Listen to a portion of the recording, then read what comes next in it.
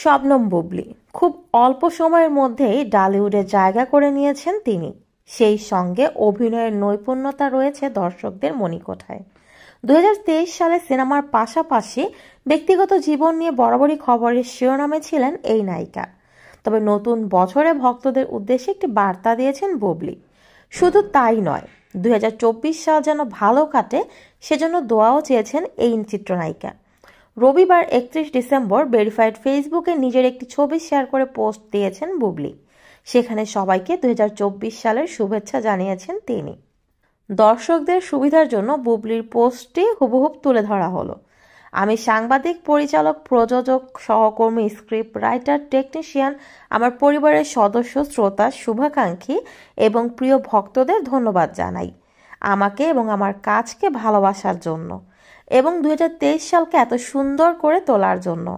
ওই পোস্টে দোয়া চেয়ে বুবলী আরও লেখেন, 2024 সালেও আমাকে আপনাদের দোয়া ও ভালোবাসায় রাখুন। আপনাদের সবাইকে অনেক অনেক ভালোবাসি। প্রসঙ্গত, বছরের শেষের দিকে এসে পুলসিরাত নামের একটি নতুন সিনেমায় চুক্তিবদ্ধ হয়েছেন বুবলী।